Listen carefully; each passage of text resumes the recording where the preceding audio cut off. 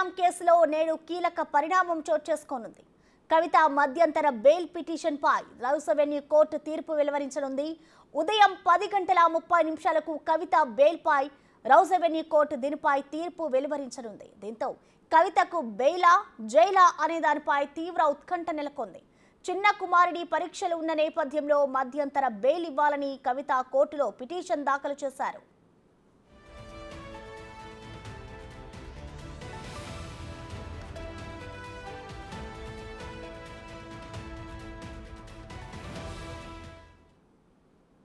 ఇదే అంశానికి సంబంధించిన కంప్లీట్ డీటెయిల్స్ ఢిల్లీ నుంచి మా ప్రతినిధి శివ లైవ్ ద్వారా అందిస్తారు. శివ, చెప్పండి, కవిత వేసిన మధ్యంతర బెయిల్ కి సంబంధించి ఇవాళ తీర్పు వెలువరించనుంది court.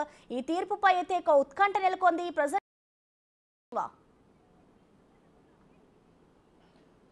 Right Prasanna, Delhi liquor scam money laundering కేసులో బీఆర్ఎస్ ఎమ్మెల్సీ కవితను గత నెల 15న ఈడీ అధికారులు అదుపులో తీసుకుని రౌస్ అవెన్యూ కోర్టులో హాజరుపరిచిన తర్వాత 10 రోజుల ఈడీ కస్టడీ ఇచ్చారు. ఈ కస్టడీ ముగిసిన తర్వాత 15 రోజుల జ్యుడిషియల్ కస్టడీ విధించారు. ప్రస్తుతం తిహార్ జైల్లో ఉన్నారు ఎమ్మెల్సీ కవిత. అయితే ఈడీ కస్టడీలో ఉండగానే తన కుమారుడికి పరీక్షలు ఉన్న నేపథ్యంలో మధ్యంతర బెయిల్ మంజూరు చేయాలంటే పిటిషన్ దాఖలు చేసిన నేపథ్యంలో 1వ తేదీన ముందుగా బెయిల్ పిటిషన్పై వాదనలు వినిపించారు. తర్వాత 4వ తేదీకి విచారణను వాయిదా వేశారు. 4వ తేదీని కూడా వాదనలు ప్రతివాదనలు కొనసాగిన తర్వాత తీర్పును రిజర్వ్ చేశారు కావేరి బవేజా.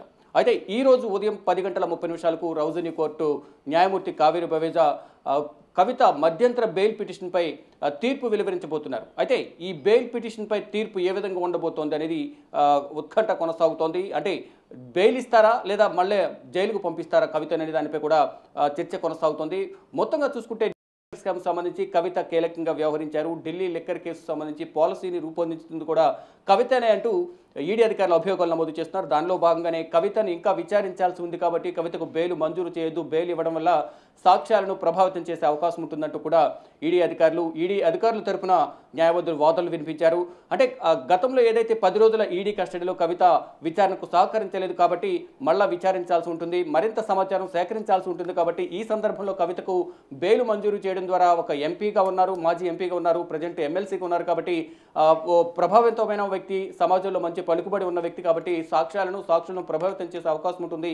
ఈ నేపథ్యంలోనే కవితకు బెయిల్ మంజూరు చేయొద్దంటూ కూడా ఈడీ అధికారుల తరపున న్యాయవాదులు వాదనలు వినిపించారు. ఇటు కవిత తరపున అభిషేక్ మను సింగ్ కూడా వాదనలు వినిపించారు. వాదనలు వినిపించే సందర్భంలో తన కుమారుడికి తల్లి తోడు కావాల్సింది, తల్లి పాత్ర చాలా కీలకమైంది కాబట్టి కవితకు బెయిల్ మంజూరు చేయాలి. ఏప్రిల్ 16 వరకు కుమారుడి పరీక్షలు ఉన్న నేపథ్యంలో చిన్న కుమారుడికి బెయిల్ మంజూరు చేయాలంటూ కూడా కవిత తరపున అభిషేక్ మను సింగ్ వాదనలు వినిపించారు.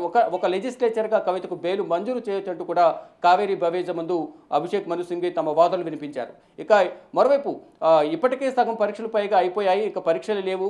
వారి కుటుంబ సభ్యులు చాలామంది ఉన్నారు. 22 సంవత్సరాల సోదరుడు ఉన్నారు. వారికి కవితకు 3 సిస్టర్స్ ఉన్నారు. వాళ్ళు కూడా గతంలో కోర్టుకు వచ్చిన సందర్భంలో ములాఖాత్ అయ్యారు. వారందరూ కూడా వారి చిన్న కుమారుడికి తోడు ఉన్నారు. ఇది కేవలం ఒక సాకుగా మాత్రమే చూపిస్తున్నారు. ఇది కరెక్ట్ అయిన విధానం కాదు. అనేక ఆధారాలు మా దగ్గర ఉన్నాయి కాబట్టి ఇంకా విచారించాల్సి ఉంటుంది. కాబట్టి కవితకు బెయిల్ మంజూరు చేయొద్దనేది ప్రధానంగా ఈడీ అధికారుల తరపున వాదనలు వినిపించారు. ఇరువురు తరపున వాదనలు విన్న తర్వాత ప్రత్యేక కోర్టు న్యాయమూర్తి కావేరి బవేజా తీర్పును నేటికి వాయిదా వేశారు. అంటే ఉదయం 10:30 కవితకు బెయిల్ మంజూరు చేస్తారా లేదా అనేది కూడా వేచి చూడాల్సి ఉంది. ఇటు బీఆర్ఎస్ నేతల్లో ఉత్కంఠ కొనసాగుతోంది. సస్పెన్స్ థ్రిల్లర్గా ఏదైతే ఇది కొనసాగుతుంది. అంటే ఇప్పటికే ఢిల్లీ లిక్కర్ స్కామ్ సంబంధించి అనేక మందిని అరెస్ట్ చేశారు. కీలక నిందితులు ఉన్న సౌత్ గ్రూప్లో కీలకంగా ఉన్న కవిత, ఇటు నార్త్ గ్రూప్లో అరవింద్ కేజ్రీవాల్ కూడా ప్రజెంట్ తిహార్ జైల్లో ఉన్నారు. కాబట్టి కవిత ఈ జ్యుడిషియల్ కస్టడీ కూడా రేపటితో ముగియబోతుంది. రేపు తిహార్ జైలు నుంచి కవితను రౌస్ అవెన్యూ కోర్టుగా హాజరుపరచబోతున్నారు. ఒకవేళ ఈరోజు బెయిల్ రాకపోతే మాత్రం మరొక 14 రోజులు జ్యుడిషియల్ కస్టడీ విధించే అవకాశం అయితే కనిపిస్తోంది. Thank you Shiva.